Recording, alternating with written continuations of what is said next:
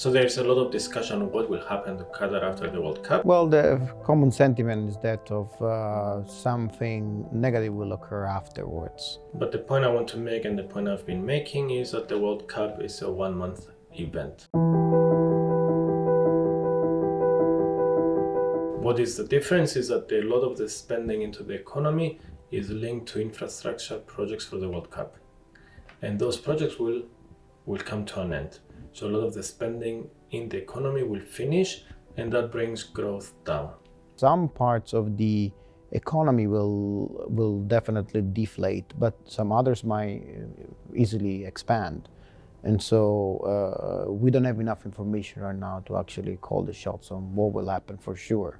It is all dependent on the population and the average earnings of the population that will stay afterwards, in order to actually have an understanding if common indicators such as GDP will actually grow or not.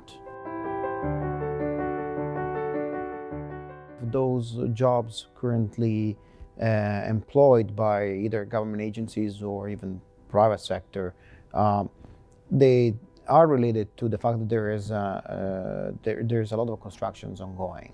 And so, for example, that is the sector that will be mostly affected in the economic growth.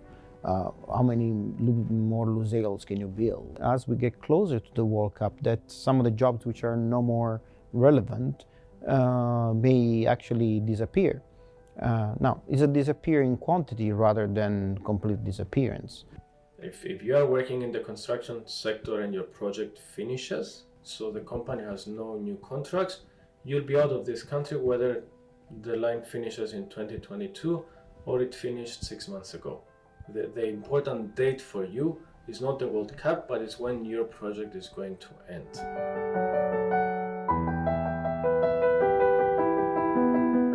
Now, what the country needs to do, it needs to diversify its economy. Diversification of the economy means that you don't depend only on one industry, oil and gas in this specific case. The question is, will the attention they are getting and all the beautiful infrastructure that they have created for the World Cup help the diversification efforts? Absolutely. Would that be sufficient? Absolutely not. They have to do more.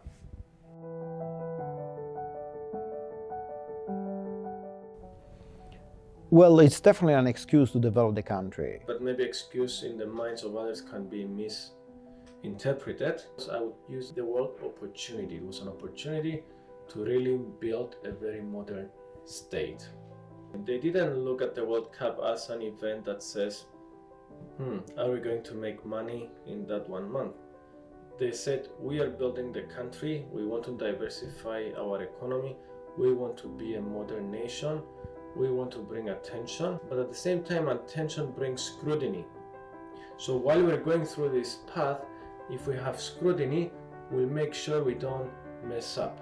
Same thing with the migrant workers and their rights. When you decide to host such a big event, all the attention is on you. So that helps you improve the way you treat the labor. It helps you improve the regulation you have under labor, and I think they welcome that. And that's actually it's an upside. At the same time, it is undeniable that Qatar has benefited from that, and you will see that after 2022, there will be more people interested in Qatar.